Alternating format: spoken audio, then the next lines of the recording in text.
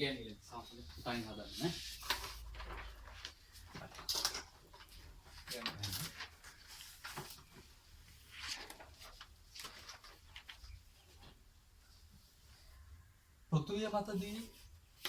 පෘථුවිය මතදී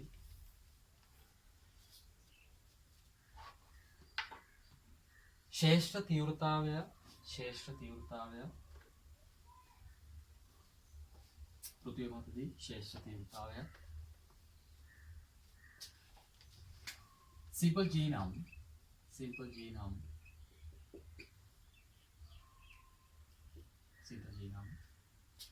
පෘථුවියේ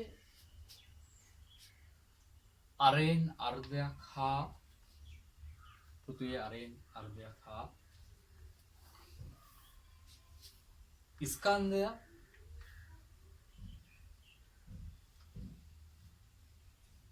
ස්කන්ධය පෘථුවියේ ස්කන්ධයෙන්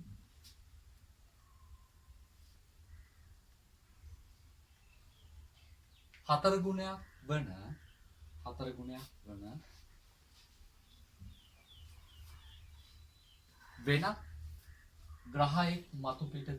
වෙනත් ග්‍රහයෙක් මතු පිටදී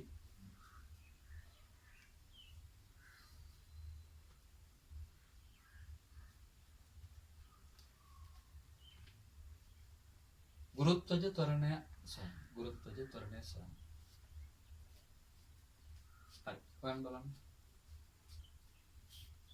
නිකන් ගන්න පුළුවන් නේ. ඒක විස්තර දෙනවා, ස්කන්ධය දෙනවා, අරය දෙනවා. මේ දෙකනේ වෙනස් වෙන්නේ. එතකොට දාගන්න දෙකකට දාලා ගන්න හැකියි. පෘථුවියේ ඉන්නවා පුතා. ඒතර පෘථුවියේ ස්කන්ධය ගත්තොත් n. එයාගේ අරය r. ඒතර මතු පිට ලක්ෂයකදී ශේෂ තීව්‍රතාවය අපිට දෙනවා g කියලා. ඒතර අපි කොහොමද ගන්නවා g කියන්නේ g n යට r වර්ගය. දැන් මෙතනදී නම් m සහ r දෙකම වෙනස් ඈ.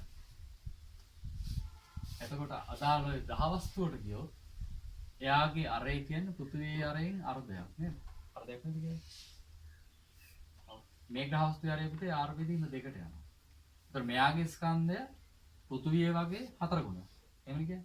මෙයාගේ ස්කන්ධය ගත්තාම මේක අපිට දාගන්නේ 4යි.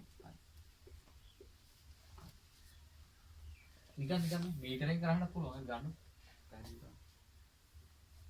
එතකොට මෙයා මත ශේෂ දෙත අපි g dash කියලා ගමු. දාලා ලියන්න. එතකොට දාලා ගත හැකි. මේක උත්තරේ මම හිතලා ලියලා තියෙනවා. හරි.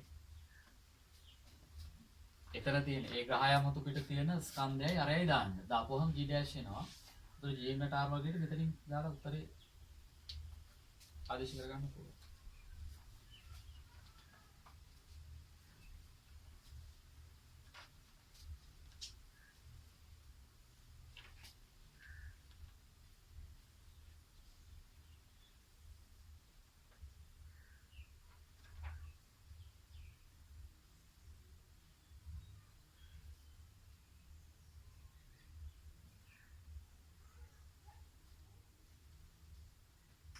g වගේ කී ගුණයක්ද කියලා අහන්නේ.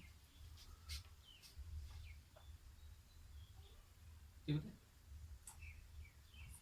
16 නේ. 16යි g වෙනවා. කොහොමද ඒක ගන්නෙ? ඒ බලන්නකො නිකන් හිතලා ගත්තා කිය. පොඩි දෙයක් ඈ.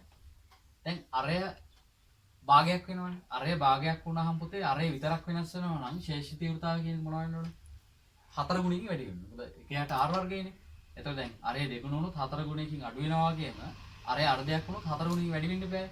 එතකොට තියෙන ජීවලගේ 4න් වැඩි වෙනවා. 4යි ජී වෙනවා. හැබැයි ස්කන්ධයත් වෙනස් වෙලානේ.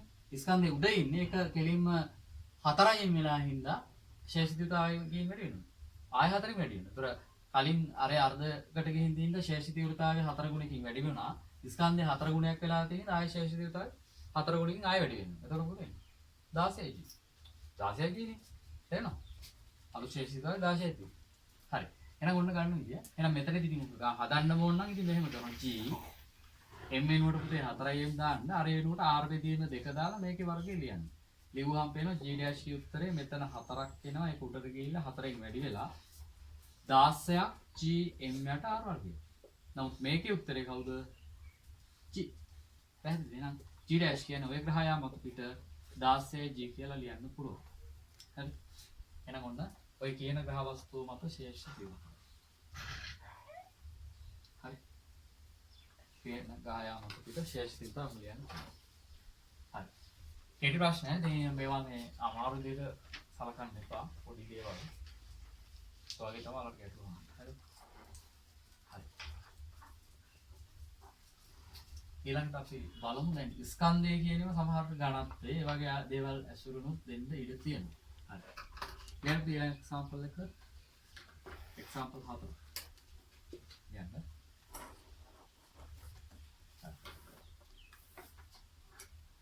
පෘථිවිය මතදී ගුරුත්වජ ත්වරණය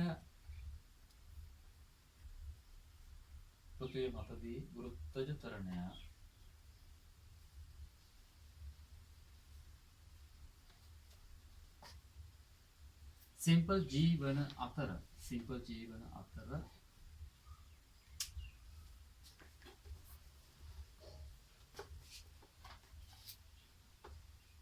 පෘථිවියේ අරයම ඇති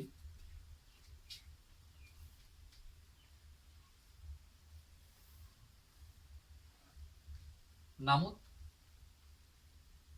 ඝනත්වය පෘථිවියේ ඝනත්වය මෙන්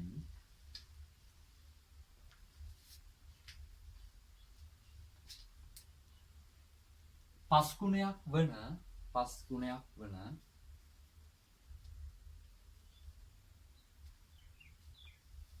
ග්‍රහයෙකු මතු පිට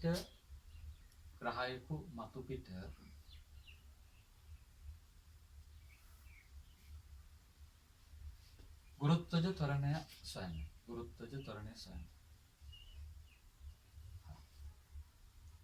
දැන් ඝනත්වයේ කතාව දීලා තියෙන්නේ කියන්නේ ස්කන්ධය ගැන නෙමෙයි ඝනත්වය. ස්කන්ධය ඇතුළට ඝනත්වය දාගන්න පුළුවන්. හරි? බලන්න කොහොමද හදන්න කියලා try කරන්න. G සමාන G මෙට R වර්ගය. අරේ නම් වෙනස් වෙලා නැහැ. ඝනත්වය කියන එක වෙනස් වෙලා තියෙන්නේ. ඝනත්වය කියන එක ස්කන්ධය ඇතුළට රිංගවන්නේ. මොකද ස්කන්ධය කියන එක අපිට ඝනත්වය ලියන්න පුළුවන් කොහොමද? ස්කන්ධ වේදී පරිමාව. ඒ කියන්නේ ස්කන්ධය කියන්නේ පරිමාව වැඩි කිරීම ඝනත්වයේ විදිහට දාගෙන වලට යන්න පුළුවන්. හරි?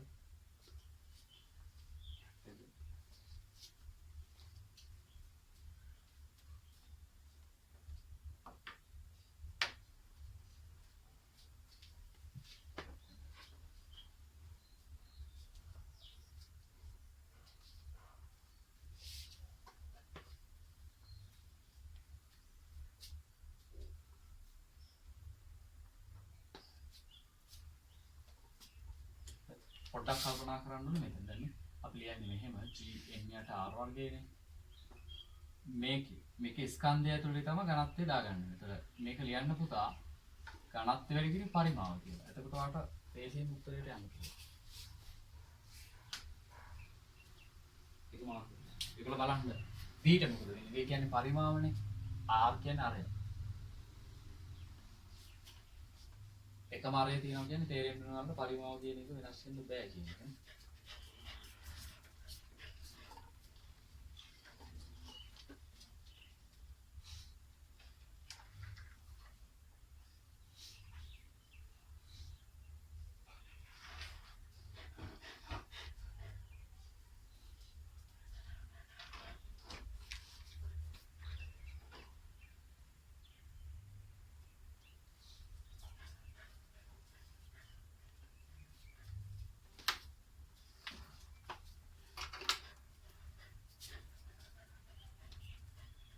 හරිද? එහෙමද? පහයි කියලා කියනවා. පහයිනේ. නෙයි. දැන් බලන්න. පොඩි දෙයක් ඔගේ මුලලාට පරිමාණ සමානව දුන්නා. පුතේ දැන් මේකේ අපිට ඝනත්වය දාපුවාම ඝනත්වය යන්න ඕනේ කොතනද කියලා බලන්න ඕනේ. එතකොට අරේ කියන තැනට ඝනත්වය ඉන්න බෑනේ. නේද? ස්කන්ධය ඇතුළට තමයි ඝනත්වය රින් ගන්න ඕනේ. එතකොට දැන් මේ සමීකරණයෙන් අපිට ශේෂ තීව්‍රතාවය G R වර්ගය අපිට ඝනත්වය සහ පරිමාව සම්බන්ධ කරලා ලියන්න පුළුවන්. V කියන්නේ පරිමාව. හරිද? V පරිමාව. එතකොට රෝ කියන්නේ ඝනත්වයනේ. එතකොට V පරිමාව නම් පුතේ දැන් ওই කියන ග්‍රහ වස්තුවටත් අරාරයමනේ තියෙන්නේ. නේද? ඒ අරයම තියෙනවා කියලා කියන්නේ පරිමාව වෙනස් වෙනවද? පරිමාව වෙනස් වෙන්නේ නැහැ. එතකොට අරයන් සමාන හින්දා ඔයාලට පේනවද? මෙහෙම ලියපුවාම ගෙලින්ම මේව නියතයි නෙමෙයි. මම මේ සලකන මේ G ඒ කියන්නේ G මම මෙහෙම ගත්තොත් G V යට R වර්ගය. පේනවද මේ ටික නියතයි කියලා? G ශේෂණයේ තියෙන B කියන්නේ ඒ ග්‍රහ වස්තුවේ පරිමාව. ඒ අරේම තියෙන පරිමාව වෙනස් වෙන්න බෑනේ. එහෙනම් ඒක වෙනස් වෙන්නේ නැහැ. ඒතර R වර්ගය කොහොමවත් වෙනස් වෙන්නේ නැහැ නේ මේකින්ද. එහෙනම් මේ ටික නියත නිසා ශේෂ තීව්‍රතාවයේ සමානුපාතිකින ඔය වෙලාවේදී නම් මේ ගැටලුවේදී නම් ඝනත්වයට. එහෙනම් ඝනත්වයේ පස් ගුණයකින් වැඩි වෙලා නම් ආයෙත් මේක ආදාහ දෙන්නේ දෙයක් නෙවෙයි. එහෙනම් ඔය කියන ග්‍රහ වස්තුව මතදී ශේෂ තීව්‍රතාවය කියන්නේ කවුද? ඝනත්වය 5යි. හරිද? ඒ කියන්නේ ශේෂ තීව්‍රතාව G' සමානුපාතිකයි 5යි රෝ. 5යි රෝ වෙලා නම් G' කියන්නේ කවුද? රෝ කියන්නේ G නම් 5යි. එච්චර. හරි. හැම වෙලේම බලන්න මෙතනින් අපි කොහොමද ඒකට සම්බන්ධ වෙන්නේ කියන්නේ. හරි. හරි. එහෙනම් ඔන්න ඔය විදිහට ගන්න පුළුවන් ඝනත්වයේ සම්බන්ධ මොනවා හරි දෙයක් තියලා තිබ්බොත් ඒක සම්බන්ධ කරගන්න මෙතන මේ ස්කන්ධ ඝනත්වයට කියන පරිමාව කියලා ලියන්න. හරි. හරි. එතකොට ඔන්න ඒ ගන්න. ඊළඟට අපි එමු ඊළඟ එක්සැම්පල් එක දාගන්නකො.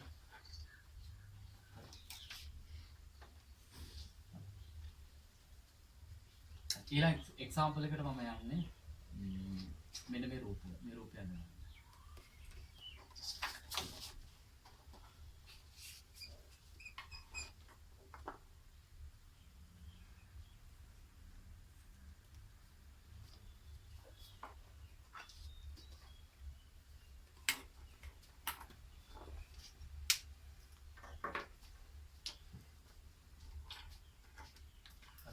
මේක වලල්ලක් විදිය ගෝලයක් එහෙම නෙමෙයි මේක ස්කන්ධයෙන් වෙන වලල්ලක් ඒකාකාර වලල්ලක් හරිද මෙතන මේක කියන්නේ ගෝලයක් නෙමෙයි වලල්ලක් ඈ හරි දැන් පළවෙනි ප්‍රශ්නය රූපයේ දැක්වෙන පරිදි රූපයේ දැක්වෙන පරිදි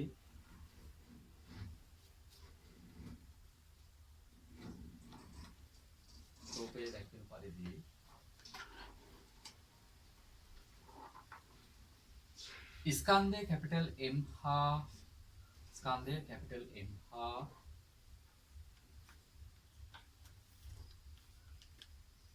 අරේ කැපිටල් R වන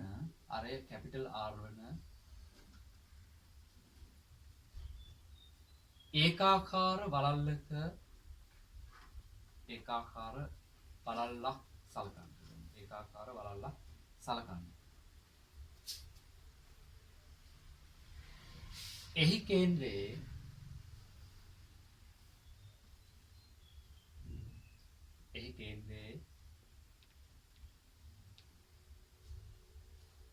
ලක්ෂීය M ස්කන්ධයක් මත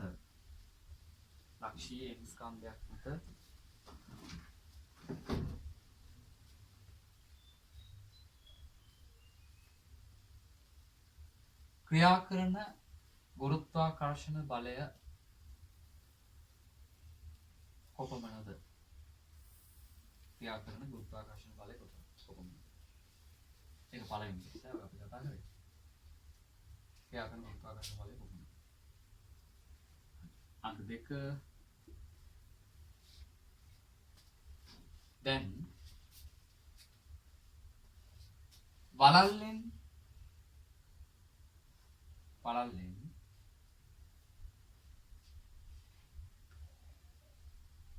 පෙන්වා ඇති පරිදි ඩෙල්ටා M අංශු මාත්‍රයක් ඉවත් කර පවතී නම්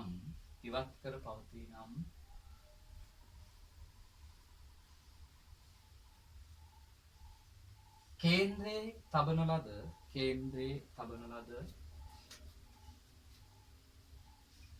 සිම්පල් M අංශුව මත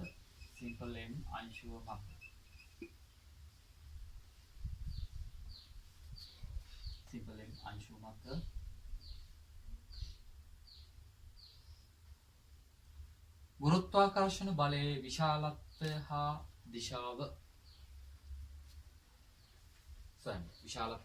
දිශාව සොයන්න.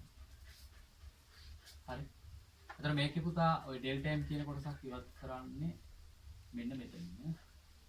මේ වගේ කෑල්ලක් තමයි ඉවත් කරනවා කියලා කියන්නේ. ඒක දෙවෙනි කොටසට අදාළයි.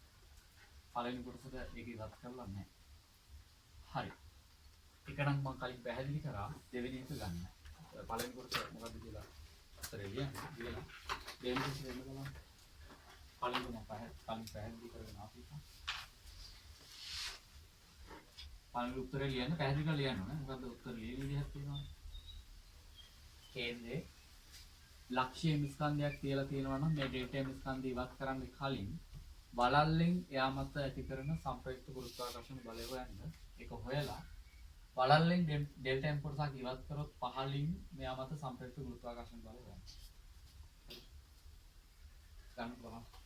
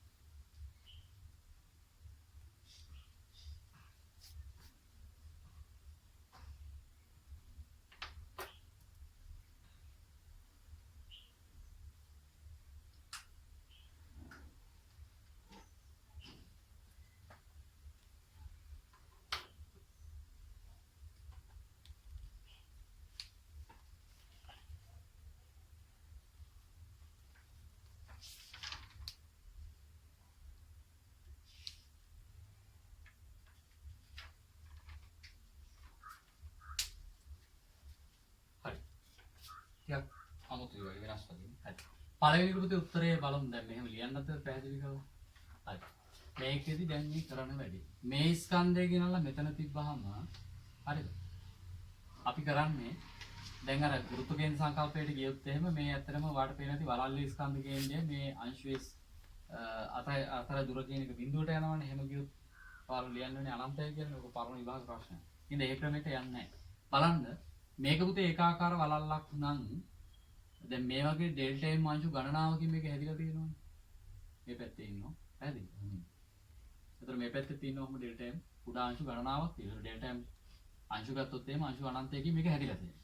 එතකොට මේ පැත්තේ ඉන්නේ මේ ඩෙල්ටා M අංශුවෙන් මෙයාව මෙහෙට අදිනවා. නේද? මේ ඊට විරුද්ධ පැත්තේ ඉන්නේ කෙනාගෙන් මෙයාව මෙහෙට අදිනවා. හරි? මේ පැත්තේ මේ ඩෙල්ටා M ගෙන් මෙයාව මෙහෙට අදිනවා. මෙයාගේ මෙයාව අදිනවා මෙහෙට. ඒතර වටේම ඉන්න හැම එක්කෙනෙක්ම ගත්තාම මේ ඩෙල්ටා M ට ප්‍රතිවිරුද්ධ පැත්තේ ඉන්න තව එක්කෙනෙක්. මෙයාට මේ පැත්තේ ඉන්න. ඒක තව මෙහෙන් ගත්තොත් මෙහෙන් ගත්තොත් නේ. මෙතන අපි මේ වගේ පුතේ අංශු මාත්‍රයක් ගත්තොත් මේ ඒ වගේම අංශු මාත්‍රයක් එහා පැත්තේ ඉන්නවා. එතකොට මේක වටේටම මේ විදිහට ඉන්න අංශු මාත්‍ර ස්කන්ධ වලින් මේ කේන්ද්‍රයේ තියපු සිම්පල් M ලක්ෂ්‍ය ස්කන්ධය මත ඇති කර ගුරුත්වාකර්ෂණ බලය කියන එක මොකද? විශාලත්වයෙන් සමාන දිශානුපති විරුද්ධ. එතකොට මෙයාට මෙයා කැපෙනවා. මෙයාට මෙයා කැපෙනවා. මෙයාට මෙයා කැපෙනවා. කැපුණාට පස්සේ සම්ප්‍රයුක්ත කීයද? පින්වල. සම්ප්‍රයුක්ත ගුරුත්වාකර්ෂණ බලය පින්වල. එහෙනම් අන්න පැහැදිලි කිරීම. මේක ඇඳලා දාගන්න. එතකොට පැහැදිලි ඈ. මෙතන ඩෙල්ටා M. හැමතැනම ඉන්න ඩෙල්ටා M. හරි. එහෙනම් මේ වගේ වෙලාවකදී අපි ওই ක්‍රමයට තමයි යන්නේ. වටේම තියෙන ඩෙල්ටා M අංශු මාත්‍ර ස්කන්ධ වලින් කේන්ද්‍රයේ තබන ලද එක් ස්කන්ධ මත කේන්ද්‍රයේ තබන ලද මේ සිම්පල් M ස්කන්ධය මත සම්ප්‍රයුක්ත ගුරුත්වාකර්ෂණ බලය උදාසීන වෙනවා. ඒක කටුවට ඇදලා දාගන්න. හරි. ගලවෂන් දාගන්න පැහැදිලි. ඊට පස්සේ වලට දෙවෙනි එකට උත්තරයට එන්න පුළුවන්.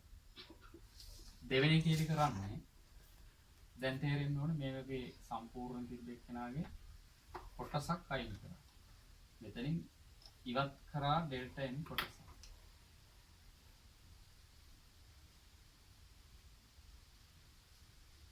දැන් කලින් උනේ අර වටේ ඉන්න ඩෙල්ටා m වලින් මෙයාගෙන් මෙයාව බැලන්ස් කරනවා. මෙයාගෙන් මෙයාව බැලන්ස් කරනවා. මොහොම බැලන්ස් වුණානේ. දැන් පුතේ කෑල්ලක් ආපලා අයින් කරනවා. මොකද වෙන්නේ දැන්? දැන් තේරෙන්නේ ගුරුත්වාකර්ෂණ බලය එන්නේ විදිහ සහ දිශාව.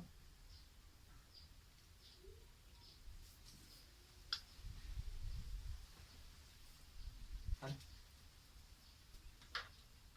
හොඳයි. දැන් මේ බලන්න. මෙයාට මෙයා හිටිය බැලන්ස් එක මෙයාට මෙයා හිටිය ඔහොම වටේ හිටියනේ වලල්ලම හිටියොත් ඉන්නවා. පැහැදිලිනේ? මේකෙන් ඩෙල්ටා m කෑල්ල අයින් කරපුවම මොකද වෙන්නේ? අයින් කරපුවාම මේ මෙයාගෙන් පුතේ මෙයාව මෙහෙට අදිනවා. ඒක බැලන්ස් කරන්න මෙයා ඉන්නවද? නැහැ.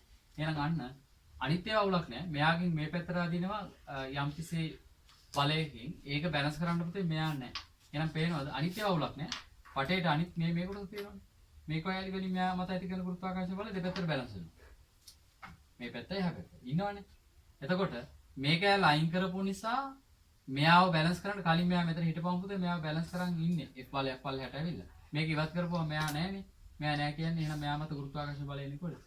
එළින්ම ඉහළට. පැහැදිලිනේ? ඒක ලියන්න පුළුවන්. මෙයාගේ ස්කන්ධ m හින්දා මෙන්න මේ ඩෙල්ටා m ස්කන්ධය ඉවත් කරපුවාම මෙයා මත සම්ප්‍රේත ගුරුත්වාකර්ෂණ බලයක් එනවා. ඒක ලියුව හැකි F සමානයි g m ඩෙල්ටා m යට r වර්ගය කියලා ලියන්න පුළුවන්. මෙයාගේ ගුණ. දාලා ලියන්න. එච්චරයි ඔන්න උත්තරේ එන්නේ. කොහෙද තියෙන්නේ? සිරස්ව ඉහළට. සිරස්ව ඉහළට එහෙනම් තමයි y දිශාවට. මොනවද දාගන්න. එන්න විදිහ ඈ. උතර මේක නම් මොකද උනේ? ගුරුත්වාකර්ෂණ බලය බිඳුවයි. මොකද වටේ ඉන්න එක් ඩෙල්ටා m අංශ මගින් ඇති කරන ගුරුත්වාකර්ෂණ බල එකිනෙක උදාසීන වෙන නිසා සම්ප්‍රයුක්ත ගුරුත්වාකර්ෂණ බලයක් හැදෙන්නේ. මෙතන මෙයාව ඉවත් කරපුවාම මෙයා පුතේ දෙපැත්තෙන් මේක හිටියොත් එහෙම දෙපැත්තෙන් දෙපැත්තට ඔහොම ඇදගෙන ඉන්නේ. මෙයා අයින් වුණාම මේ බලය නැතුව ගිහිල්ලා උඩට විතරක් බලය එනවා. ඒක සම්ප්‍රයුක්ත බලය මෙයා විතරක් ඉදිරියට. ඒක තමයි සම්ප්‍රයුක්ත ගුරුත්වාකර්ෂණය කියලා කියන්නේ. හරි. අපෝ පාරණ විභාග ප්‍රශ්නයක්. හරි. හරි ඒ වගේ දේවල් තේරුම් ගන්න ඕන නේ.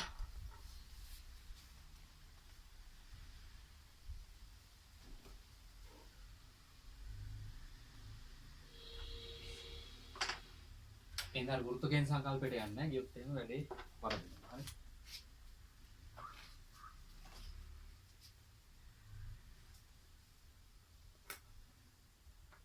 හරි.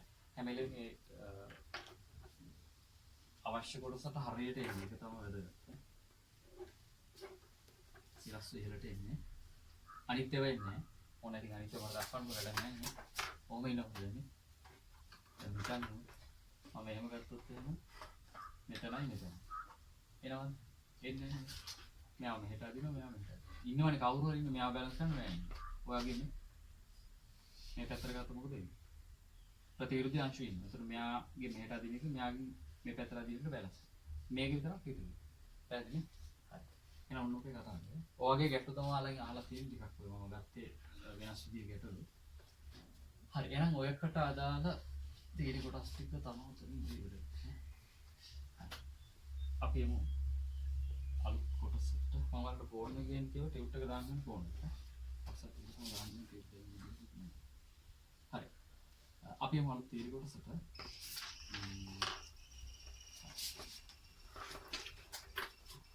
මේකත් ඔයාලා අලුතින් ඉගෙන ගන්න සිද්ධාන්ත කොටස. කලින් යාන්ත්‍ර විද්‍යාවේ විභවය ගැන අහලා තියෙනවනේ. එතකොට ওই විභවය කියන්නේ ඇත්තටම කොහොමද හැදෙන්නේ කියන එක තමයි මෙතනදී අපි බලන්නේ. හරිද? ලියන්න පුතා ගුරුත්වාකර්ෂණ නැත්නම් ගුරුත්වාකර්ෂණ විභවය කියලා ලියන්නකෝ. ගුරුත්වාකර්ෂණ විභවය. ගුරුත්වාකර්ෂණ විභවය. හරි විභවය කියන කන්සෙප්ට් එක මේ අලුතින්ම දැන් ඔය ඉගෙන ගන්න යන්නේ හරි විදියට. හරි ගුරුත්වාකර්ෂණ විභවය. හරි. දැන් හරි විභවය කියලා කියන්නේ පුතා මෙන්න මෙහෙම දෙයක්. දැන් ඔයාලා දැක්කා විද්‍යුත් ශේෂයක් මේ ගුරුත්වාකර්ෂණ ශේෂයක් නැහැ කියලා සලකන්න පුළුවන් කොහොමද? ස්කන්ධයකින් ඈතට ගිහිල්ලා කොහෙද අනන්තයට. අනන්තයට තමයි අපි ගන්න ගුරුත්වාකර්ෂණ ශේෂිත යුතාවේ ශූන්‍යයි කියලා. පැහැදිලි? එතකොට මේ ගුරුත්වාකර්ෂණ විභවයේ විදිහට අදහස් කරන්නේ අනන්තයේ ඉඳන්. එහෙම නැත්නම් ශේෂිත යුතාවයක් නැති තැනක ඉඳන්. අනන්තයේ ඉඳන් ඒකීය ස්කන්ධයක් ගුරුත්වාකර්ෂණයක සලකන ලද ලක්ෂයකට ගේන්න කළ යුතු කාර්යය තමයි අපි ගුරුත්වාකර්ෂණ විභවය කියලා ගන්න. පැහැදිලි? මොකද්ද? අනන්තයේ ඉඳන් ඒකීය ස්කන්ධයක්. ඒකීය ස්කන්ධය කියන්නේ කිලෝග්‍රෑම් එකක් නේ. ඒකීය ස්කන්ධයක් ගුරුත්ව ශේෂ්ත්‍රයේ සලකන ලද ලක්ෂයකට ගේන්න කළ යුතු කාර්යය. ඒතර කාර්යය ගැන කිව්වම මේක මොකද්ද? දෛශික අධිශය. කාර්ය කියන්නේ අධිශයක්නේ. ශක්තිය. එතකොට අධිශයක් විදිහට තමයි මේක ගන්න වෙන්නේ. කලින් අපි ගත්තේ දෛශික ක්‍රමය. හරි. හරි. ලියන්න මෙහෙම ගුරුත්වාකර්ෂණ විභවය කියලා. ගුරුත්වාකර්ෂණ විභවය කියලා ගන්න.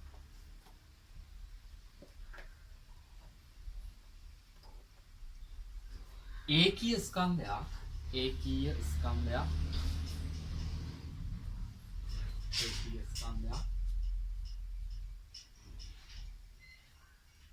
ගුරුත්ව ශේෂ්ත්‍රයක සලකන ලද ලක්ෂයක් වෙත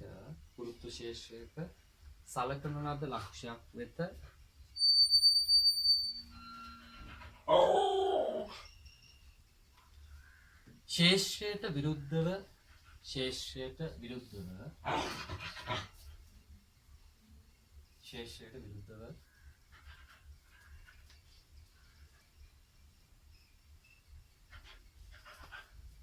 ගෙනීම සඳහා කළ යුතු කාර්ය ශේෂයට විරුද්ධව ගෙනීම සඳහා කළ යුතු කාර්ය ගුරුත්වාකර්ෂණ විභවය ලෙස අර්ථ දැක්වේ. හරි. ගුරුත්වාකර්ෂණ විභවය ලෙස අර්ථ දැක්වේ. හරි. දැන් ශේෂ්ත්‍රයක් හදන්න කෙනෙක් ඉන්නත් ඕන. අපි හිතුව මෙයාගේ පෘථිවි වගේ ස්කන්ධයක් තියෙනවා. මෙයාගේ පුතේ අනන්තයේ ඉඳන්. ඒතර අනන්තයේ ඉඳන් අපි ගත්තොත් එහෙම m කියන පරීක්ෂණාත්මක ස්කන්ධයක් මෙයාව අපි මොනෑම හෝ ක්‍රමයකට අරගෙන එනවා මේ තියෙන පෘථිවිය නැත්නම් පෘථිවිය හරි වෙනත් ස්කන්ධයක් හරි අපිට ගන්න පුළුවන්. මෙයාගෙන් හදන ශේෂ්ත්‍රය දෙසට අපි අරගෙන එනවා. ඒතර අපි හිතුව මෙයාගේ p කියන ලක්ෂයකට ගේන්න. එහෙම ගේන්න කළ යුතු කාර්යය අපි ගත්තොත් W කියලා. පැහැදිලි? මේ M කියන ස්කන්ධය මේ විදිහට අනන්තයේ ඉඳන් මේ දින කොහෙන්ද? අනන්තයේ ඉඳන් අරගෙන එනවා මෙයාගෙන් හදන ශේෂ්ත්‍රය ළඟට P වගේ ලක්ෂයකට. ඒතර එහෙම ගේන්න කළ යුතු කාර්ය W නම් P හි විභවය P හි ගුරුත්වාකර්ෂණ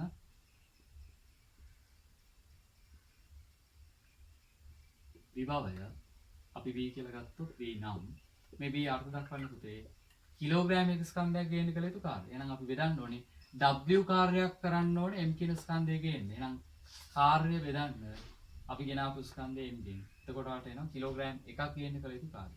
එතකොට ඔන්න ඔහොම තමයි විභවය කියන එක අර්ථ දැක්වෙන්නේ. එතකොට මේක ශක්තිය සම්බන්ධ වෙන එකක්. ශක්තිය සම්බන්ධ වෙනවා කියන්නේ අනිවාර්යයෙන්ම මොකද? මේක අදිශයක්. එහෙනම් පැහැදිලි අපිට පුතේ මේක ඒකක ගත්තොත් එනවා විභවයේ කාර්ය අපි ජූල් වලින් මයින්නේ ස්කන්ධය කිලෝග්‍රෑම් වලින්. ඒ නිසා අපිට එන්නේ කිලෝග්‍රෑමයට ජූල්. කිලෝග්‍රෑම් එකක් ගේන්න කළ යුතු කාර්ය. හරි. හරි. එතකොට ඔන්න V ඒකක බලන්න මාන මොනවද කියලා. මාන. හරි. මේක ඇඳ ගන්න රූපේ ඇඳලා ටික දාගන්න. දාලා මානත් ගන්න බලන්න.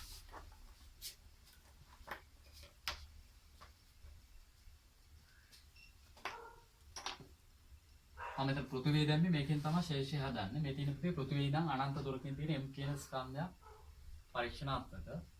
ඒක මේ විදිහට P කියන ලක්ෂයට ගේන්න කළ යුතු කාර්යය තමයි අපි W කියලා ගන්න. එහෙනම් P ලක්ෂයේ ගුරුත්වාකර්ෂණ විභවය P කියලා අපි ගත්තොත් ඒකී ස්කන්ධයක් ගෙනීමට කළ යුතු කාර්යය ගාන කරපු කාර්ය ස්කන්ධෙ බෙදන්නේ. එතකොට ඔයාලට P ලක්ෂයේ ශේෂ්ඨ තීව්‍රතාවය ගන්න පුළුවන්. P ලක්ෂයේ ශේෂ්ඨ තීව්‍රතාවය ගන්න.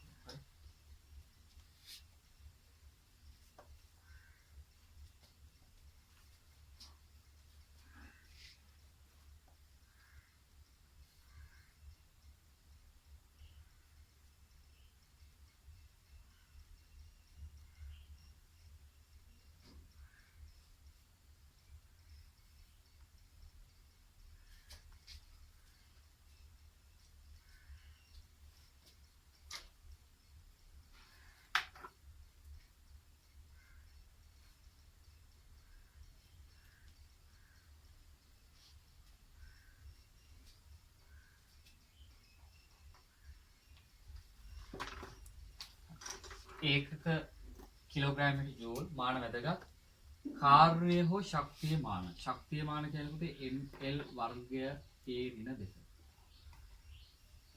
එතකොට කිලෝග්‍රෑම් එකකට වුණාම m ඍණ 1 මෙයාට මැක් ලැබිලා අපිට එනවා l වර්ගය a ඍණ 2 ඔන්න මාන හරි මාන අපිට ඔන්න ගන්න ශක්තියමාන කාර්ය ශක්තියමාන ml වර්ගයට තියෙන දෙක ඒක ආදේශ වෙනත් තමයි අපිට උඹ ගන්න පුළුවන් හරි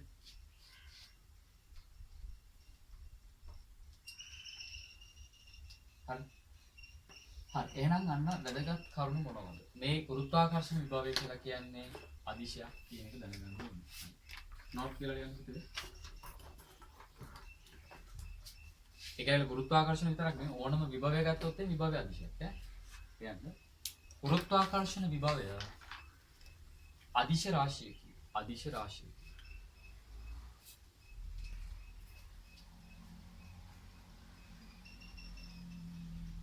අදිශ රාශිය හරි මේ රාශිය නෙමෙයි හරි එහෙනම් ඔන්න ඔය කතාන්දරේ දැන් හරි දැන් තියෙන්නේ මෙන්න මෙහෙම ප්‍රශ්නය හරි දැන් මෙහෙම වැඩක් තියෙනවා ඔයාලා දන්නවා පුතා දැන් ඔය අභ්‍යවකාශය අපි ඔය අතෑරලා දාලා තියෙන ඔය අපි ගිහිල්ලා අතෑරලා දාලා තියෙන චන්ද්‍රිකා ඔය නම නම් තියෙනවනේ ඊට පස්සේ ඔය අභ්‍යවකාශයේ පාවෙන උල්කාපාත නම නම් තියෙනවා ඒවා හදිස්සියෙම පෘථිවි ගුරුත්වය කියන්නේ පෘථිවියෙන් හදන ශේෂ්ත්‍රයට ඇතුල් වුණොත් එහෙම ඒවා මොකද වෙන්නේ කඩාගෙන වැටෙනවා පැන්නේ කඩාගෙන වැටෙනවා හැබැයි ඉතින් කඩාගෙන වැටෙනවා කියලා කියන්නේ අර ලොකු දුරකට එහෙම නැත්නම් පල්ලෙහාට වැටෙන්න වේගය කියන ගොඩක් වැඩි වෙනවානේ වේගය අධික විදිහට වැඩි වුණාට පස්සේ අර අපි දන්නවා මේ පෘථිවියේ තියෙන ඒ කියන්නේ වායු ගෝලයේ තියෙනවනේ ඔක්සිජන් එහෙම තියෙනවනේ ඔක්සිජන් එක ගැටුනහම අධික වේගයෙන් ඒක ගොඩක් වෙලාවට දහන වෙනවනේ මේ ප්‍රශ්නයක් තියෙන එකෙන් හොඳයි නැත්නම් අපි ගිහින් උඩ දාපුවා තියෙන සෑහෙන දේවල් පල්ලෙහාට කඩාගෙන යනවා නම් ලොකු ප්‍රශ්නයකට මුහුණ පාන්න වෙනවා ගොඩක් වෙලාවට මූදට තමයි කඩාගෙන වැටෙන්නේ හරි එතකොට එහෙම විනාශ වෙන්නේ නැති ස්කන්ධ කොටසුත් තියෙන්න පුළුවන් එතකොට ඇයි දැන් මේ ඔය අපි උඩ තියෙන කියන්නේ අභ්‍යවකාශයේ තියෙන සමහර මේ ස්කන්ධ කොටස් පෘථිවි ගුරුත්වාකර්ෂණ ශේෂයට ඇතුළු වුණාම ඉබේම පුතේ මෙයා එනවනේ ඉබේම එනවනේ දැන් උදාහරණයක් විදිහට ගත්තොත් එහෙම අභ්‍යවකාශ පැත්තකින් තියන පොල් ගස්වල දැන් මේ දවස්වල පොල් නැහැ නේද පොල් ගස්වල තියෙන ගිරි වැටෙනවනේ නිකම්ම වැටෙනවනේ පැහැදිලි එතකොට නිකම්ම වැටෙනවා කියන්නේ ওই පොල් ගෙඩි පල්ලෙහාට නිකම් වැටෙනවා එතකොට ඒකට අපි කාර්යයක් කරනවානේ කාර්යයක් කරන්නේ නැහැ එතකොට වැටෙන්නේ කොහොමද කවුද කාර්ය කරන්නේ ශේෂයෙන් කරගන්නවා මේ පෘථිවි ගුරුත්වාකර්ෂණ ශේෂයෙන් ඒ කාර්යය කරගන්නවා පැහැදිලිනේ එයා කරගන්නවා තනියම කියන්නේ පෘථිවි ගුරුත්වාකර්ෂණ ශේෂයෙන් වැඩේ ඒකට කළ යුතු කාර්යය කරගන්නවා ඒ කාර්යය පෘථිවි ගුරුත්වාකර්ෂණ ශේෂයෙන් කරලා දෙනවා අපි විසින් කාර්යයක් කරන්න ඕනේ ඒ හින්දා පුතා හැම වෙලේම පෘථිවි ගුරුත්වාකර්ෂණය නැත්නම් ඕනම ස්කන්ධයක් බවට ගුරුත්වාකර්ෂණ විභවය කියන එක දිනාගයක් තමයි කියන්නේ දැන් අපි අර කාර්ය ශක්තිය යටතේ දන්නවා වස්තුවක අපි කාර්යය ඉන්නේ අපි කරන ලද කාර්යය ධන වුණොත් එහෙම අපේ ශක්තිය වැය වෙලානේ තියෙන්නේ පැහැදිලි ඒතර කාර්යය දිනනොත් මොකද වෙන්නේ වස්තුවේ ශක්තිය නිදහස් කරගෙන තියෙනවා එතකොට අපි කොහොමද දන්නවනේ ඔය උඩ තියෙන වස්තුවක් පල්ලෙහාට වැටෙනකොට එයාගේ ශක්තිය නිදහස් කරගන්නවනේ පැහැදිලි ඒ කියන්නේ ශක්තිය නිදහස් කරගන්නවා හින්දා තමයි අපි අර උඩදී මොකක් හරි විභව ශක්තියක් ගත්තොත් ඒකේ චාලක ශක්තිය පරිවර්තනය වෙනවා කියලා ගන්න පැහැදිලි එතකොට මතක තියාගන්න ඕන කාරණේ තමයි ඕනම ස්කන්ධයක් ආවට ගුරුත්වාකර්ෂණ විභවය කියන එක පුතේ ධනාගයක් නෙවෙයි ඒක ඍණාගයක්. පැහැදිලි? ඇයි ඍණ වෙන්නේ? අපිට ඒ කියන්නේ මේ ස්කන්ධ ගේන්න කළ යුතු කාර්යය කියන එක ශේෂ්ඨයෙන් කරගන්නවා. එහෙම එහෙම වෙලා තියෙන කින්ද හොඳයි හරිද? නැත්තම් එහෙම මාර වැඩක් වෙනවා ඉතින් පොල් එහෙම කඩන්න බෑ. කිකි දාලා අදින්න ඕනේ. එකක් දාලා අදින්න ඕනේ. පල්ලෙහාට ගන්න බෑ. කාර්යය ගන්න උනා නම් එහෙම නෑ මේ විදිය වැටෙනවනේ. පැහැදිලි? ඒ හින්දා ඔන්නෝම කතන්දරයක් තියෙනවා.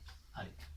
ඒක අපි බලමු. ලියන්නකෝ මෙයට කෙටි මාතෘකාවක් ලක්ෂීය m ස්කන්ධයක් ලක්ෂීය m ස්කන්ධයකට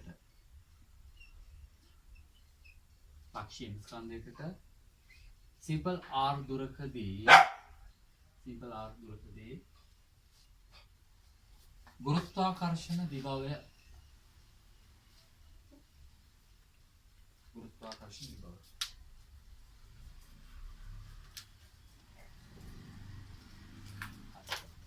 ඒක පුතේ ඔයාලට අනුකලනය කියන ගණිත ක්‍රමයක් මේක තමයි උත්පන්න කරන්නේ. ඉතින් ඒක ඔයාලගේ සිලබස් එකේ නැහැ. හරිද?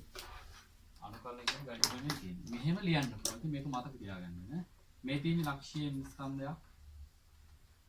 හරි. ලක්ෂීය ස්කන්ධයක් මේ තියෙන්නේ. මෙයාගේ නම් r දුරකදී. ඒ කියන්නේ මෙයාගෙන් හදන ශේෂ්ත්‍රයට අනන්තයේ ඉඳන් ඒකී ස්කන්ධයක් r දුරින් පිහිටි ලක්ෂයකට ගේන්න. හරිද? මේ වගේ තැනකට ගේන්න කළ යුතු කාර්යය කියන එක එනතන් p විභවය v කියන එක ලියන්න පුළුවන් පුතා වෙන gm යට r කියලා ලියන්න. හරිද? එතන මොනවද මේ තියෙන්නේ? m කියන්නේ ස්කන්ධයනේ, r කියන්නේ මෙයාගේ ඉඳන් මෙතන තියෙන දුර. හරිද?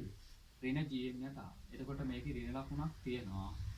ගුරුත්වාකර්ෂණ ශේෂ්ත්‍රවලදී ඍණ ලකුණ හැම වෙලේම තියෙන උත්තරයකට එනවා විභවය ලියනකොට. හරි ඒක අපිට අයින් කරන්න බෑ. දාගන්න. කෝපය අඳලා. ඍණෙන් කියන්නේ වැඩේ කරලා දෙන්නේ ශේෂ්ත්‍රයෙන් කියන එක. ඒ කියන්නේ හැම වෙලෙම කාර්ය කියන එක ශේෂ්ත්‍රයෙන් කරගන්න. අප විසින් කළ යුතු කාර්ය ඍණ කියන එකයි අතන කියන්නේ. කාර්ය හැම වෙලෙම ශේෂ්ත්‍රයෙන් කරලා දෙන්න.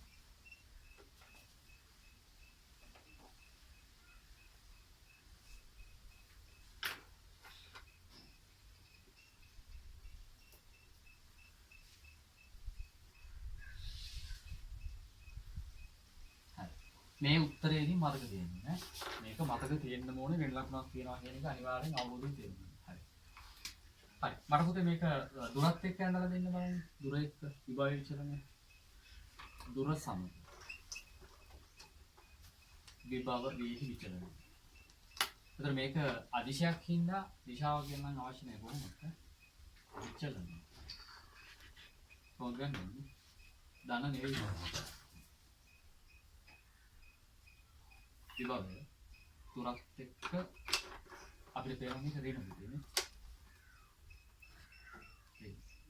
අනන්තයේදී තමයි බිඳුව වෙන්නේ. ඍණ. ඒක දී සමානුපාතික විදිහට ඍණයකට ආ. ඍණයකට. හරි. ඍණ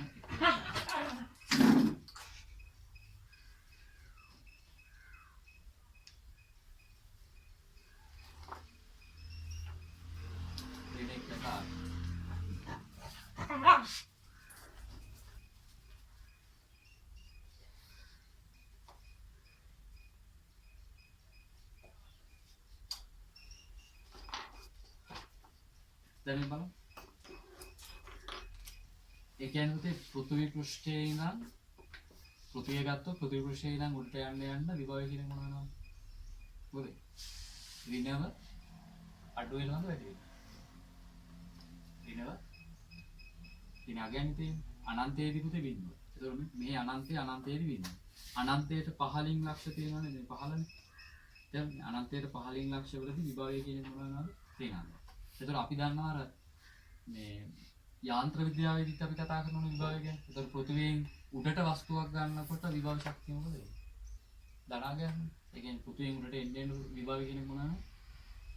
වැඩි වෙනවා. වැඩි වෙලා කියන්නේ දැන් බිඳුව. අනිත් හැම ලක්ෂයකදී ඍණයිනේ. පැන්නේ. ඒතකොට ඍණ අගයන්ට සාපේක්ෂව බිඳුව කියන්නේ ලොකු උත්තරයක්. හරිද? හරි. එහෙනම් ඔන්න කරුණු දාලා ලියන්න පුළුවන්. දාලා ලියන්න.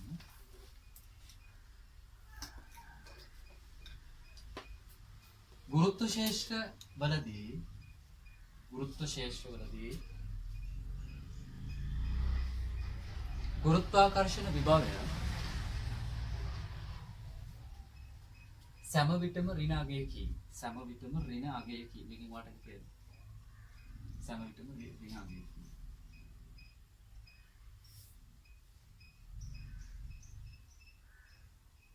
ඒට හේතුව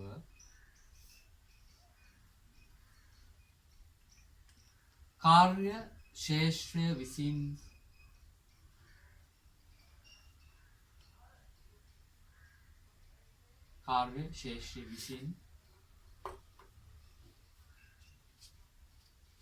සිදු කර ගැනීමයි. එයා කරගන්නවා. සිදු කර ගැනීම. කාර්ය ශේෂ්ත්‍රය විසින් සිදු කර ගැනීම. එතකොට තමයි අපි විසින් කාර්යයක් කරන්න වෙන්නේ. ඉතින් අපි විසින් කරපු එකක් විදිහට සැලකුවොත් ඒක රිල වෙනවා කියන එකයි ඔය කියන්නේ. හරි ඊළඟ කාරණය. විභවය ශූන්‍ය වන්නේ අනන්තයේදී. විභවය ශූන්‍ය වන්නේ අනන්තයේදී.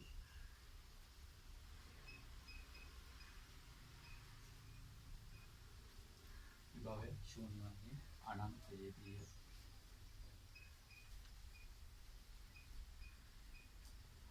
එහෙනම් මොකද ගන්න? දැන් බලමු මොකක්ද මේ විභවයෙන් අපිට වැදගත් වෙන දේ. ඊළඟට ඊළඟට ගුරුත්වාකර්ෂණ විභව ශක්තිය. ඔය යාන්ත්‍ර විද්‍යාවෙන් දැන් ඒක ලිව්වේ MGH කියලානේ.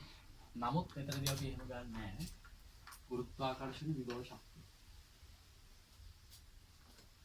හරි. ගුරුත්වාකර්ෂණ විභව ශක්තිය. හරි. පොඩි දෙයක්.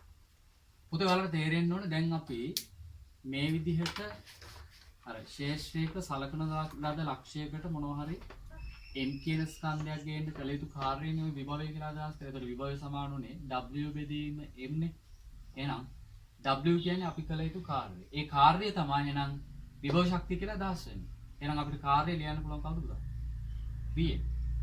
දැන් විභවය කියන්නේ ඒකේ ස්කන්ධයක් ගේන්න කළ යුතු කාර්යයනේ. ඒකේ ස්කන්ධයෙන් වැඩි කරපුවාම දැන් හිතන්නකෝ මේකේ උත්තරේ විභවයගේ ඍණ 5යි කිලෝග්‍රෑමයට ජූල් කියලා. ඒ කියන්නේ කිලෝග්‍රෑම් එකක ස්කන්ධයක් මෙතනට ගේන්න කළ යුතු කාර්යය කියන එක ඍණ 5යි. එහෙනම් ඔයාට කිලෝග්‍රෑම් 10ක් ගේන්න කළ යුතු කාර්යය කියන එක ඔයාට මේක බුදු කරන්න ඕනේ. මෙයාගේ කිලෝග්‍රෑම් 10 නම් 10න් වැඩි කරන්න පුළුවන්. ඒතර උත්තරේ කීයද? ඍණ 50යි ජූල්නේ. එහෙනම් ඔය කියන්නේ පුතා කිලෝග්‍රෑම් 10ක ස්කන්ධයක් මේ ලක්ෂයට ගේන්න කළ යුතු කාර්යය ඍණ 50යි ජූල්. එහෙනම් ඒක අපි අදහස් කරමු මොකක්ද විදිහට? ඒ ස්කන්ධයේ සතු වෙන විභව ශක්තිය කියලා. පැහැදිලිද? එතකොට අපි කරන්න ඕනේ මොකද්ද? විභව ශක්තිය හොයාගන්නේ අදාළ ලක්ෂයේ විභවය එතන තියපු ස්කන්ධයෙන් වැඩි කරන්න. එතකොට තමයි අපිට ඒ ලක්ෂයේදී ඒ ස්කන්ධයේ සතු වෙන විභව ශක්තිය ලියන්න වෙන්නේ. පැහැදිලිද? ලියන්න එහෙනම්. ලියන්න.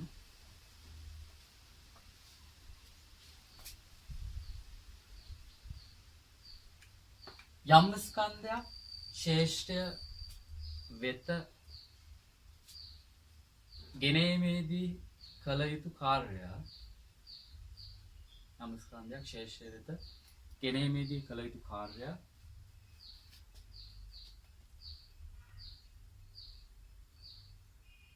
එම ස්කන්ධය සතු වන විභව ශක්තිය ලෙස සැලකේ. එම ස්කන්ධය සතු වන විභව ශක්තිය ලෙස සැලකේ.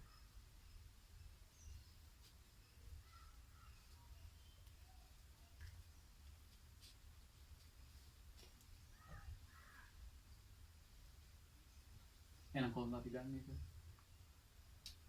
v සමානයි w බෙදීම m වලින් w සමානයි පුතා vn. හරි. මේකට අපි කියනවා මේක කාර්යයනේ w කියන්නේ. මොකද්ද මේක?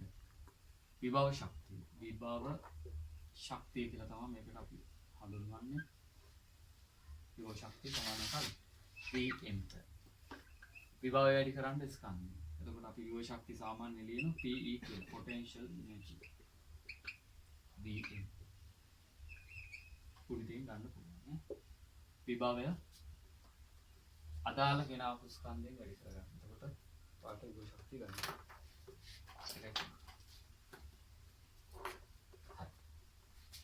ඉතින් ඕකම පාවිච්චි කරන්න පුළුවන් යම් කිසි ලක්ෂයකදී වාට එතන කියපු ස්කන්ධයක් සතු විභව ශක්තිය අවශ්‍ය නම් ඒ ලක්ෂයේදී විභවය හොයලා එතන කියපු ස්කන්ධයෙන් වැඩි කරගන්න. එතකොට එනවා යාට විභවය කියන්නේ ඒකී ස්කන්ධයක් ගේන්න කළ යුතු කාර්යය. එහෙනම් ඒකී ස්කන්ධයක් සතු වෙන ශක්තියනේ. ඒක ස්කන්ධයෙන් වැඩි කරගත්තොත් ඔයාලා ගන්න පුළුවන් අදාළ විභව ශක්තිය. හරි. අපි බලමු ඒකට පොඩි එක්සැම්පල් එකක් කියන්න.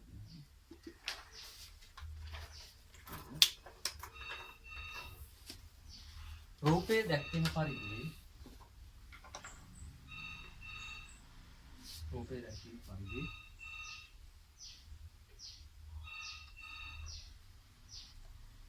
පාදයක දිග මූල 2 මීටර් වන පාදයක දිග මූල 2 මීටර් වන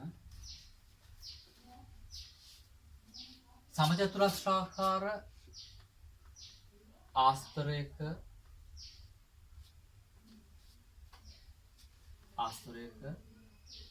ශීර්ෂවල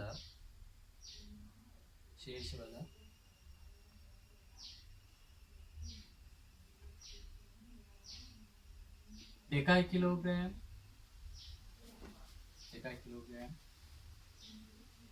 4 කිලෝග්‍රෑම්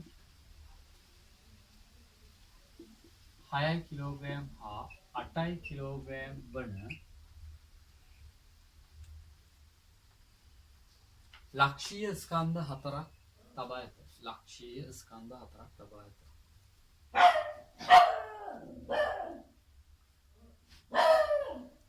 ලක්ෂීය ස්කන්ධ 4ක් තබා ඇත. පළවෙනි ප්‍රශ්නය.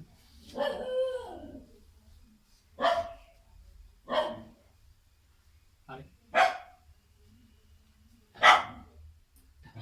මෙම ස්කන්ධ මගින් කේන්ද්‍රයේ ඇති කරනු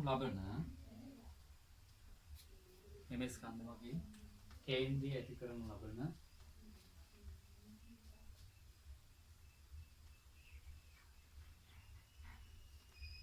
මුළු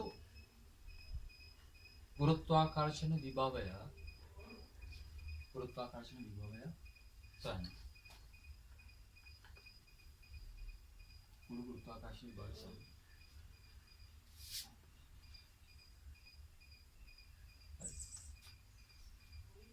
अंक 2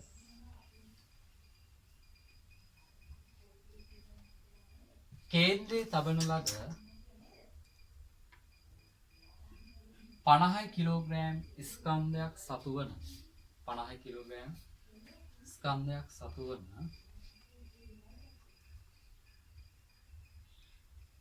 විභව ශක්තිය සොයන්න.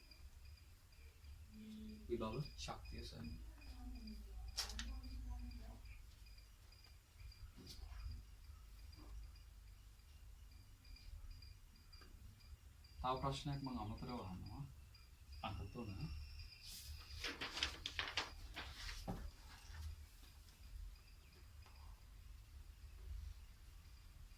කේන්ද්‍රයේදී ඇති කරනු ලබන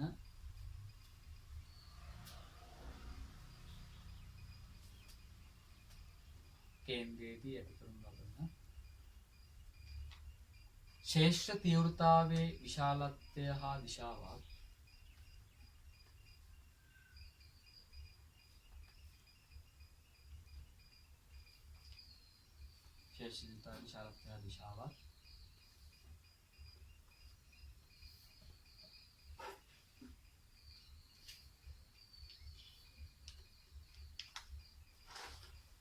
එහි තබා ඇති 50 කිලෝග්‍රෑම් ස්කන්ධය මත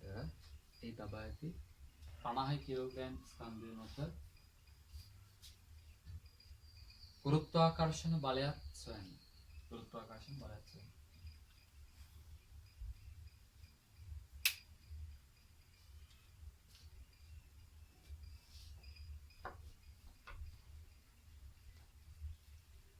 හරි.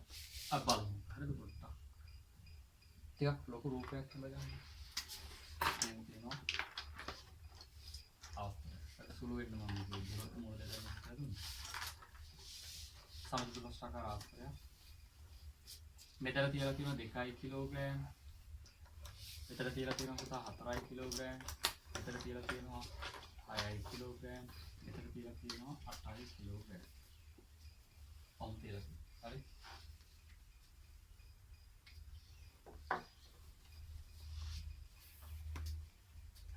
දැන් කේන්ද්‍රය අපි ගමු O කියලා.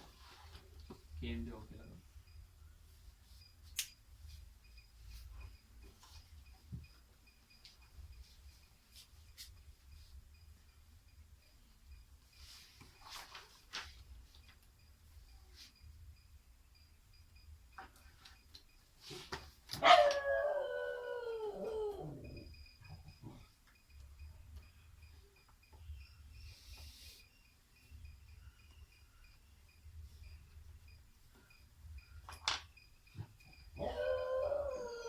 හරි.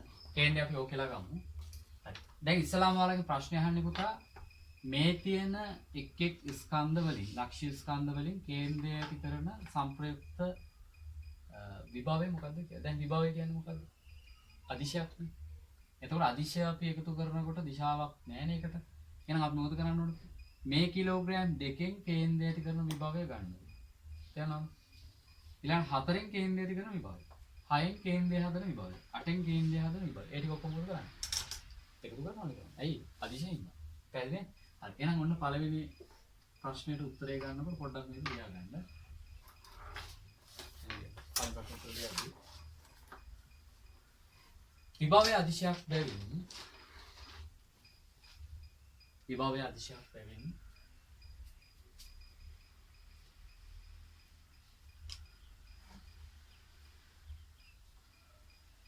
එක් එක් ස්කන්ධ මගින් ඇති කරන මුළු විභවයේ සෙවීමට ඇති කරන මුළු විභවයේ සෙවීමට විභවයන්ගේ බීජ එකතුව ගත යුතුයි. විභවයන්ගේ බීජ එකතුව ගත යුතුයි. හරි. පුතා එතකොට අපිට මේ දුර දීලා තියෙන්නේ දෙන්න ඒ කියන්නේ පාදයක දිග මූල 2යි මීටර. දැන් ඔයාලා කරන්න ඕනේ ඉස්සලාම මේ කාංශික 45යි හොයාගන්නකො මෙන්න මේ දුර. ඒ කියන්නේ මේ දුර අපි r කියලා ගමු. හරිද? හැමෝටම වර්ත වෙන තිබුණේ දුර වල සමානයි. එහෙනම් r හොයාගන්නකො. මොකද r කියන්නේ? r කියලා කියන්නේ මූල 2යි cos 45. මූල 2යි cos 45. මේක ලේසි වෙන්න දුන්නේ නෑ මූල 2. cos 45 කියන්නේ කයට මූල 2 නිසා r කියලා කියන්නේ එක ස්කන්ධයක ඉඳන් කේන්ද්‍රයට දුර පුතේ මීටර 1යි. හරි. දැන් අපි දන්නවා අර කලින් අපි කතා කරා m කියන ලක්ෂ්‍ය ස්කන්ධයකට r දුරකදී මෙයාගෙන් විතරක් ඇති කරන විභවය කියන්නේ අපි ඍණ g m යට r. එහෙනම් මෙයාගෙන් මෙතන හදන විභවය. කොහොමද මුළු විභවය ගන්න? මේ මුළු. කොහොමද ගන්න? මෙයාගෙන් මෙතන හදන විභවය. මේකෙන් කියන්නේ ඍණ g m කියන්නේ කීයද? 2යට r. r නම් ඉතින් අර මීටරේ මොනවද? ඊළඟට මෙයාගෙන් මෙතන හදන විභවය. හවුද? ඍණ gm m කියන්නේ මොකද 4යි 4ට r ඊළඟට 6න් 8යි ඒ ටික අපි ඔක්කොම ගත්තොත් එහෙම දාන්න ඍණ gm කියන්නේ පුතේ 6යි යට r ඔව් ගත්තා ඊළඟට ඍණ gm කියන්නේ 8යි 8ට r මේ තියෙන්නේ අර එක එක්කෙනාගෙන් හදන විභවයන්ගේ බීජ එකතු ගත්තා. ඔක ඇත්තටම ඉතින් අර ඍණ g යට r එළියට දාලා ලියන්න පුළුවන්. මම පෙන්නන්න ඕනේ මෙයාගෙන් හදන එක 4න් හදන එක 6න් හදන එක 8න් හදන එක. එහෙනම් මුළු විභවය ගන්න කොතනින්? ඍණ g යට r එළියට ගමු. r කියන්නේ මීටර 1යි. 2යි 4යි 6යි 8යි. හරි. g වලගේ දාන්න ඍණ 6.6යි 4 කිරීම 10 ඍණ 11ක්. න්යාය උත්තරය අපිට 10යි 20යි නේ. සරු කරලා ගන්න උත්තරේ. දෙකෙන් වැඩි කරොත් 4යි 12යි 9යි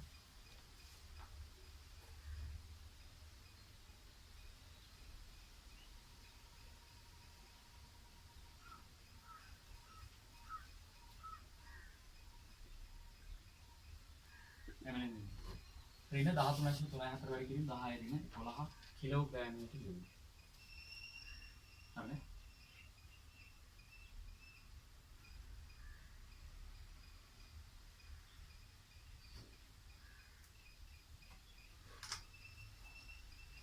මේක තමයි මේ කියන්නේ මොකද්ද පුතේ? දැන් ඔයා තේරුම් ගන්න ඕනේ මේ දේ. මේ මෙතන විභවය කියන එකෙන් අදහස් වෙන්නේ මොකද්ද? මේ කියන ලක්ෂයකට ඒකක ස්කන්ධයක් කිලෝග්‍රෑම් එකක ස්කන්ධයක් කියන්නේ කොච්චර කාර්යයක් කරන්නේ? ඍණ 13.34 වැඩි කිරීම 10යි. ඍණ 11ක කාර්යයක් පුතා කරන්න ඕනේ. දැන් ඔයාගෙන් අහන දෙවෙනි ප්‍රශ්නේ දැන් මෙතන විභවය අපි හොයාගෙන තියෙනවා. මොකක්ද අහන්නේ? කිලෝග්‍රෑම් 50ක ස්කන්ධයක් කේන්ද්‍රයේ තිබ්බොත් එයා සතු වෙන විභව ශක්තිය. කොහොමද යන්නේ? විභව ශක්තිය E කියන එක අපිට අපි ලියන්නේ කොහොමද? vn දැන් b කියලා ගන්න ඕනේ o වල තියෙන මුළු විභාගය කීයද විභාගය මෙයාගේ තියෙන 13.4 වැඩි කිරීම 10 ඍණ 11 කිලෝග්‍රෑම් එක ජූල් දැන් කේන්ද්‍රය තිබ්බේ කවුද o වල තිබ්බේ 50 කිලෝග්‍රෑම් 50 කිලෝග්‍රෑම් තිබුත් එයා සතුනේ දෝෂ ශක්තිය මේ අපිට එන්නේ කිලෝග්‍රෑමයට කිලෝග්‍රෑම් කැපිලා මේක වැඩි කරන්න 50යි 13.5 වැඩි කිරීම 50 50 මම 5 කියලා ගන්න මෙතන 10 ඍණ 10යි කියලා ගන්න හරි වැඩි කරලා ගන්න ඒක උත්තර හරිද ඈ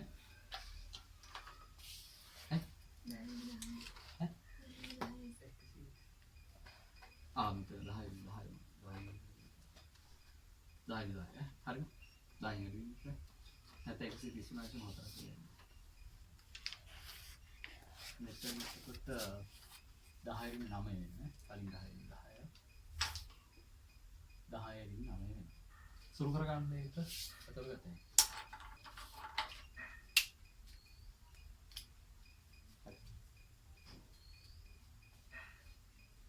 ඒක අවුලක් නෑ විභවයේ හැවිල්ල ඉතින් කොහොමද ඔක්කොම අවුල් වෙන්නේ නේ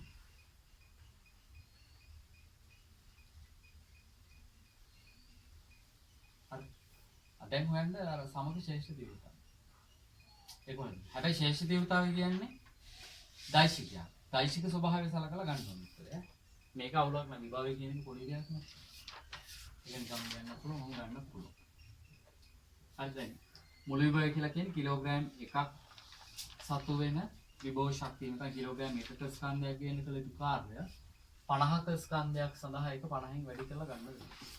එතකොට මෙතන එනවා මුළු විභවය. විභවය ගත්තා ස්කන්ධයෙන් වැඩි කරලා. කිලෝග්‍රෑම් එකක් වුණොත් නිකම්ම විභවය එන්නේ. දැන් හොල දෙන්න මට මේ ශේෂ්ඨ තීව්‍රතාවය කොහොමද කරන්නේ? මේ ටික හරියි. ඒක බලන්න හරි. පුතා මට හොයලා දෙන්න ඔය එක එක ස්කන්ධ වලින් කේන්ද්‍රය ඇති කරන සමක ගුරුත්වාකර්ෂණ ශේෂ්ඨ තීව්‍රතාවය වෙන්නේ කොහොමද? අපි පොඩ්ඩක් ඒක ලියාගමු. දැන් පැහැදිලි වෙනවද? අංක 3. කියන්නේ ශේෂ්ඨ තීව්‍රතාවයේ දෛශික වන බැවින් ශේෂ්ඨ තීව්‍රතාවයේ දෛශික වන බැවින්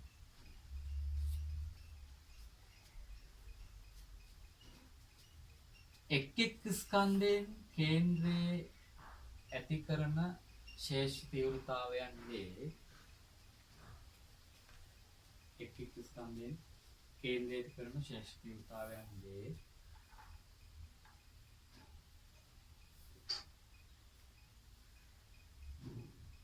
දෛශික එකතුවෙන් සමක ශේෂ්ත්‍ර තීව්‍රතාවය ලැබේ. සමක ශේෂ්ත්‍ර තීව්‍රතාවය ලැබේ.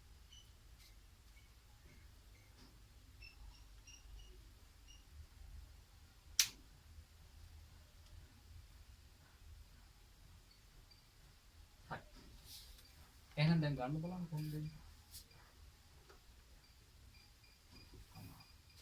අපි මෙහෙම ගමු දැන් ශේෂ තීව්‍රතාවයට අපි උත්තර ගත්ත පුතා අපි දැන් E කියලා ගත්තොත් එහෙනම් E කියලා ගන්නත් පුළුවන් E කියන්නේ කවුද G n යට R වර්ගයෙන් R වර්ගයක් තියෙනවා ඉන්න ලකුණක් නැහැ හරි දැන් බලන්න මෙහෙමයි කරන්නේ මෙතන කිලෝග්‍රෑම් 2යි මෙතන 4යි මෙතන 6යි මෙතන 8යි මේ කිලෝග්‍රෑම් දෙකෙන් ඕලක්ෂයේදී ඇති කරන ශේෂ තීව්‍රතාවය අපි හිතුවොත් E කියලා මෙයාගෙන් හදන ශේෂ තීව්‍රතාවය කියනවා E වලින් කියනවා නම් ස්කන්ධය දෙගුණ වුණාම 2යි දෙන්න ඕනේ මෙයාගෙන් හදන එක මෙයාගේ 3 ගුණයක් කියන 3යි දෙන්නේ මෙයාගෙන් හදන එක මෙයාගේ 4 ගුණයක් කියන 4යි දෙන්නවා හරි දැන් බලන්න මම කරන්නේ මේ 2 කිලෝග්‍රෑම් වලින් ඕලක්ෂයේදී ශේෂ්ඨ තීව්‍රතාවයේ පුතේ ගත්තොත් මෙහෙට නෙන්න මෙහෙට ඇද ගන්න මේ පැත්තට අපි ගත්තොත් E කියලා මේ 4 කිලෝග්‍රෑම් වලින් හදන ශේෂ්ඨ තීව්‍රතාවය මේ පැත්තට කියලා කියනවා 2යි E වෙන්න ඕනේ 2 කිලෝග්‍රෑම් වගේ දෙගුණ. මෙයාගෙන් ගත්තොත් එහෙම කොතරද මේ පැත්තට එන්න ඕනේ. ඒක මෙයා වගේ 3 ගුණයක් නිසා 3යි E. ඊළඟ මෙයා ගත්තොත් එහෙම මෙයා වගේ 4 ගුණයක් නිසා ශේෂ තීව්‍රතාවය හැම වෙලෙම ඒ ස්කන්ධයේ දෙකට 4යි E වෙන්නේ. දැන් දැන් ඔයාලට දාශික 4ක් තියෙන්නේ. ඒවා එකිනෙකට මේ වගේ වෙන ලම්බකෝ තියෙනවා. හරිද නේ? කොහොමද? මේ රේඛාව දිගේ ගියොත් පුතේ මේ බලන්න මේ පැත්තට E තියෙනවා මේ පැත්තට 3යි. එහෙනම් සම කියනකොට මේ පැත්තට දෙකක් තියෙයි. මේ රේඛාව දිගේ ගියොත් මෙහෙට 2යි මෙහෙට 4යි. ඒත් කී සමගි. මේ පැත්ත 2යි. එහෙනම් ඔයා ලියනකොට මෙන්න මේ ගත්තා නම් හරිනේ. මෙහෙන් මෙහෙ.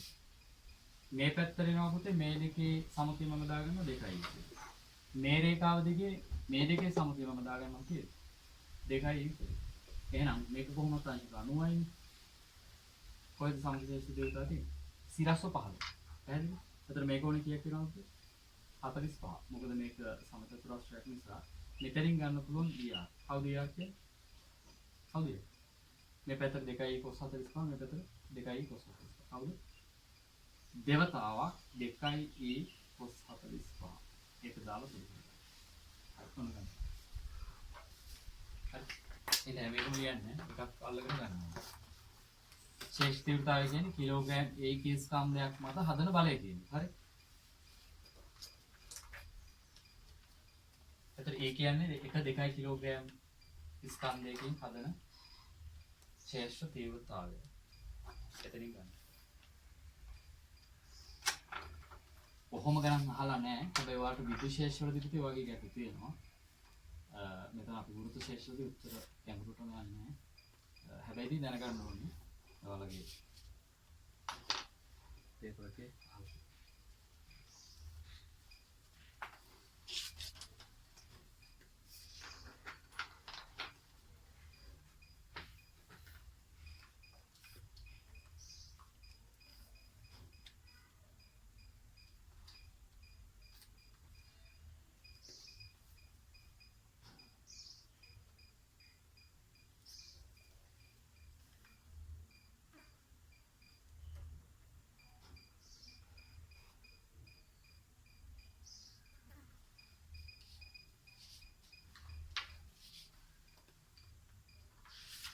ඊළඟට මොකද කරන්නේ? A කියලා ගත්තේ අපි 2 කිලෝග්‍රෑම් වලින් හදන ශේෂ්ඨ තීව්‍රතාවය ඒකට දාලා ආදේශ කරගන්න.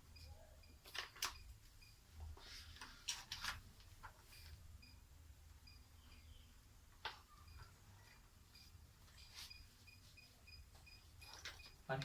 මේක සුළු කරගමු අපි. මෙතන 2 cos 45 කියනකොට එකයට මූල 2 අපි එකක් අපමු මෙතන මූල 2කට මේ තියෙන මූල 2 වර්ගයෙන් මේක කපලා මූල 2 කියලා ගන්නවා. ඒක උත්තරම 2 මූල 2 e. e කියන්නේ මෙතනින් අපි ගමු 2 කිලෝග්‍රෑම් සඳහන් e ගත්තේ අපි g. g වලගේ මම තාම ආදේශ කරන්නේ. m කියන්නේ 2 r වර්ගය කියන්නේ k වර්ගය. ඒක උත්තර වෙනවා 2g. g වලගේ පස්සේ අපි දාමු. ඒක උත්තර 2 මූල 2 ආය 2යි. ඒක උත්තර වෙනවා 4 මූල 2 g කියලා. ඊට ආදේශ කරගන්න කොට යනවා ශේෂ තීව්‍රතාව. මොකද ER කියනවා 4 මූල 2යි G කියන්නේ 6.67 වැඩි කිරීම 10 වෙන 11. දැන් මේකේ මොනවද ඒකට කිලෝග්‍රෑමයකට නිව්ටන් හරිද? කිලෝග්‍රෑමයට නිව්ටන් තමයි ශේෂ තීව්‍රතාවයේ ඒක. හරි. එතන ඊට ආදේශ කරගත්තා මම ඈ. ඒ කියන්නේ 2 කිලෝග්‍රෑම් වලින් හදන ශේෂ්ඨ තීව්‍රතාවය නිසා ඒක දාලා මෙහෙම සුළු කරගත්තා. R වර්ගය වහම මේක තමයි ආර්ථය. K වර්ගය. ඒක දාලා මෙතනින් අපිට උත්තර එනවා 4 මූල 2 G. G ගෙත් යන්න දාන්න. දාලා උක 4න් වැඩි කරගන්න. ලඝු පොතක් නම් ඕනේ නෑ ඉස්සරහට ගණන් කරන්න. මේක දාලා සුළු කරගන්න. හරි. දැන් අපි ඊළඟට අහනවා මෙතන පුතා තේරෙන්න ඕනේ දැන් තේරුම් ගන්න ඕනේ මෙතන ඔයා තිබ්බොත් එහෙම 50 කිලෝග්‍රෑම් ස්කන්ධයක් තේරුණා මේ උත්තරෙන් කියන්නේ කිලෝග්‍රෑම් එකක ස්කන්ධයක් තිබ්බොත් මෙහෙට ක්‍රියා කරන ගුරුත්වාකර්ෂණ බලය කියලා ඔය උත්තරේ කියලානේ ශේෂ තීව්‍රතාව කියන්නේ එයාගේ එහෙනම් මේ කිලෝග්‍රෑම් 50ක ස්කන්ධයක් තිබ්බම මෙයා මත ක්‍රියා කරන ගුරුත්වාකර්ෂණ බලය කවුද මේක වැඩි කරන්න ඕනේ 50 පැහැදිලි මොකද අපි කලින් දාන මතකද ශේෂ තීව්‍රතාවයේ අර්ථයක් කියමු කියේ බලය බෙදීම ස්කන්ධ එහෙනම් බලය කියන්නේ පුතේ EM. ඒ කියන්නේ මෙයාගේ 4 මූල 2 වැඩි කිරීම 6.67 වැඩි කිරීම 10 ඉන්නේ 11 මොනවද? නිව්ටන් කිලෝග්‍රෑමයට මේක වැඩි කරන්නේ m m කියන්නේ පුතේ 50 කිලෝග්‍රෑම්. ඒතර මෙයාට මෙයා කැපිලා නිව්ටන් වලින් උත්තර ගන්න පුළුවන්. සුළු කරගන්න. 4 මූල 2 වැඩි කිරීම 50 වැඩි කිරීම 6.6යි 7 වැඩි කිරීම 10 වෙන 11 නිව්ටන්. 200යි කියලා ගත්තොත් 50 වැඩි කිරීම අතර 200 නේ. එතන 2යි මූල 2යි. එතන 10 දෙකක් එනවා. 6.67 වැඩි කිරීම 10.9ක් කියලා ගන්නවා.